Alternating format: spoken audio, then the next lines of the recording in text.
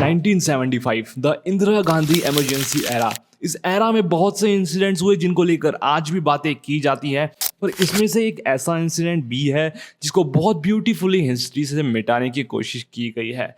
ऐसा इंसिडेंट जिसमें इंक्लूडेड है पुराने फोर्ट में खजाने की तलाश, पॉलिटिकल पावर का मिसयूज, चाइल्डहुड जेलसी और एक अनसॉल्व्ड मिस्ट्री। तो वीडियो एंड तक देखना, क्योंकि लास्ट में मैं शेयर करने वाला हूं आपके साथ इस इंसिडेंट के आई विटनेसेस के कमेंट्स कि उस रात आखिर हुआ क्या था। तो वीडियो शुरू करते हैं, लेकिन उससे पहले अगर आप चैनल पे नए हैं तो सब्सक्राइब बटन दबाना ना भूले, ताकि मैं ऐसे ही हिस्टोरिकल वीडियोस आपके लिए लाता रहूं। तो ये एपिसोड है राजस्थान के जयगढ़ फोर्ट के मिस्टीरियस ट्रेजर के ऊपर। राजस्थान एक ऐसी जगह जहां आपको लगता है कि आपने इतिहास में कदम रख लिया है। राजस्थान के फोर्ट्स और यहाँ का आर्किटेक्चर हमारे हिस्ट्री के रॉयल्टी की याद दिलाते हैं। राजस्थान में ऐसे बहुत से किस्से हैं, ऐसी बहुत सी कहानियां हैं जो हमें अपने इतिहास पे गौरवान्वित होने का मौका देती है। और ऐसी ही कहानी जुड़ी है जयगढ़ फोर्ट से, जो एक समय पे शाही खजाने का घर हुआ करता था, लेकिन आज भी इसके अंदर ऐसे कई राज हैं जो लोगों के बीच में एक मिस्ट्री बने हुए हैं। जयगढ़ फोर्ट का इतिहास 15 से 18 सेंचुरी के बीच में है। ये फोर्ट जयपुर में एक बहुत ही पॉपुलर टूरिस्ट अट्रैक्शन है और इसे 1726 में महाराजा सवाई जय सिंह II ने बनवाया था। इस किले का मेन मोटिव आमेर के किले को डिफेंस प्रोवाइड करना था। इसका आर्किटेक्चर अप्रॉक्सीमेटली 3 किलोमीटर तक फैला हुआ है। जब भी आप जयपुर जाओगे तो आपको लगभग इनफाइनाइट वॉल्स आमेर के आसपास इसका प्रोटेक्शन करते हुए दिखेंगी। ये वॉल्स जयगढ़ किले के आर्किटेक्चर का ही हिस्सा है। इस फोर्ट में दुनिया की सबसे बड़ी व्हील्ड कैनन भी है। कैनन फोर्ट में ही बनाई गई थी और इसका नाम जयवाना है, लेकिन आयरनी यह है कि इसे कभी भी युद्ध में इस्तेमाल नहीं किया गया है।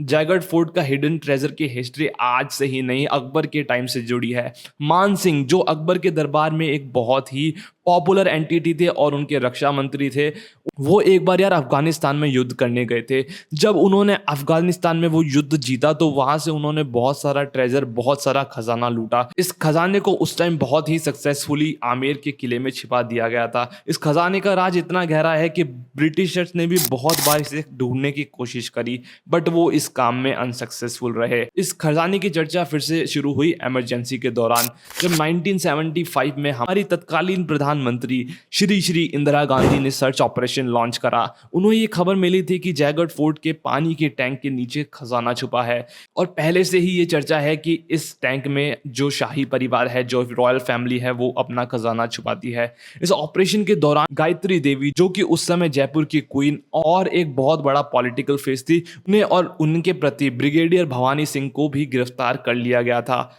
गायत्री देवी अपनी बुक अ प्रिंसेस रिमेंबर्स में बताती है कि Tihar jail was like a fish market filled with petty thieves and prostitutes screaming. Gayatri Devi को उस समय तिहाड़ जेल में कैद कर लिया गया था, और उन्हें जब जेल में डाला गया था तब इंदिरा गांधी ने आमेर और जयगढ़ किले पे सर्च ऑपरेशन चालू करे थे। इंदिरा गांधी और गायत्री देवी के बीच राइवलरी अभी से नहीं, बहुत बचपन के दिनों से चली आ रही है। ये दोनों एक ही स्कूल शांति निकेतन में पढ़ी है। इंदिरा गांधी गायत्री देवी से उनकी ब्यूटी और उनकी रॉयल्टी की वजह से जेलस थी।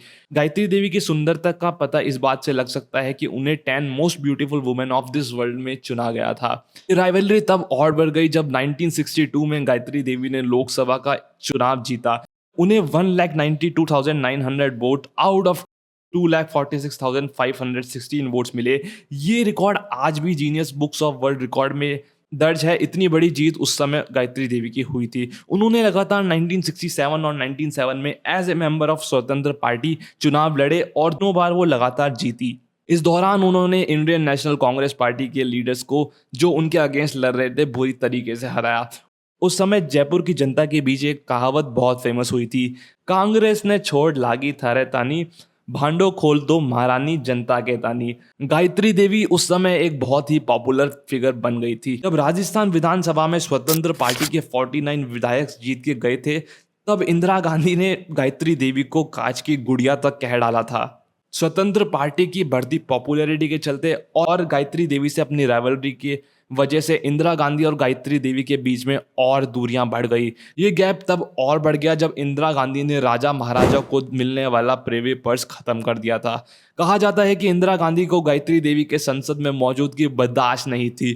गायत्री देवी की खूबसूरती, उनका राजसी ठाट बाट इंदिरा गांधी को बिल्कुल पसंद नहीं आता था। महारानी गायत्री देवी स्वतंत्र पार्टी का सबसे चमकता दमकता सितारा बनती जा रही थी। इसी वजह से इंदिरा गांधी उन्हें एक चुनौती के रूप में देखने लगी। अपनी राइवलरी के चलते 1975 में जब इंदिरा गांधी ने इमरजेंसी लागू करी थी, उसी दौरान 1977 में उन्होंने गायत्री देवी और स्वतंत्र पार्टी के बहुत से पॉलिटिकल लीडर्स को जेल में डाल दिया।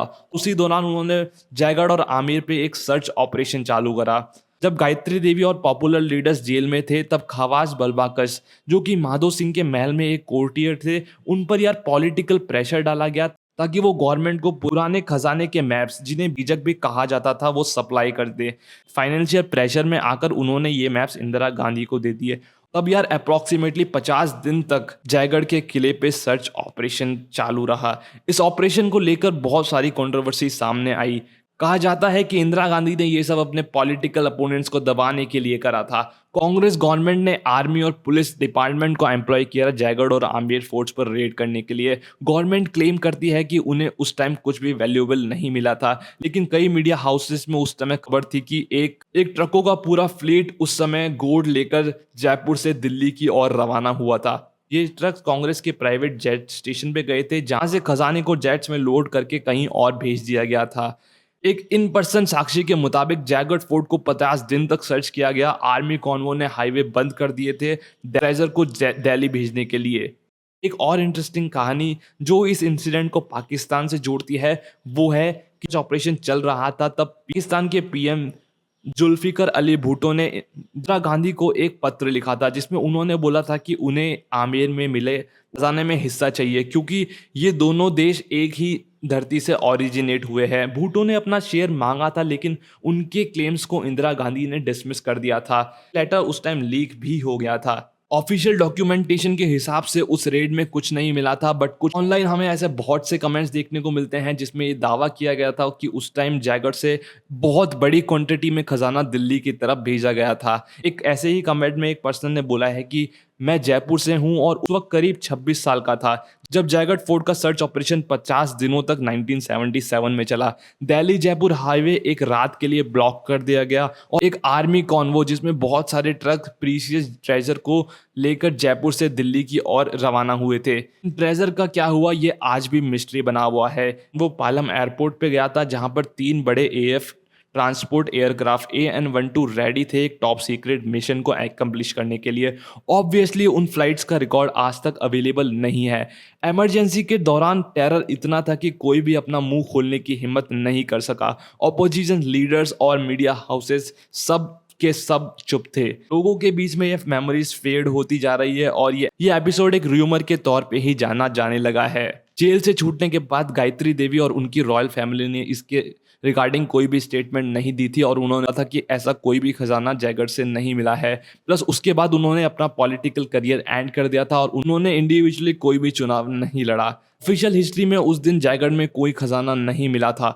आई विटनेस और दूसरे लोगों का ये मानना नहीं है। ये इंसिडेंट इतिहास के पन्नों में एक अनसॉल्व्ड मिस्ट्री के रूप में भी जाना जाता है। बट उस दिन रियलिटी में क्या हुआ था, इसके रिगार्डिंग कोई भी ऑफिशियल स्टेटमेंट किसी भी, ना ही राज परिवार ना ही कांग्रेस की तरफ से सामने आई है। तो हाँ यार, ये इंसिडेंट अभी भी हिस्ट्री बुक्स में एक मिस्टीरियस इंसिडेंट के रूप में ही जाना जाता है। तो आपको क्या लगता है कि क्या इस रेड में उस समय खजाना मिला था, या फिर यार एक अनसक्सेसफुल रेड ही साबित हुई थी जैसे हमारी हिस्टोरिकल बुक्स में दर्ज है? मुझे नीचे कमेंट बॉक्स में बताना मत भूलना।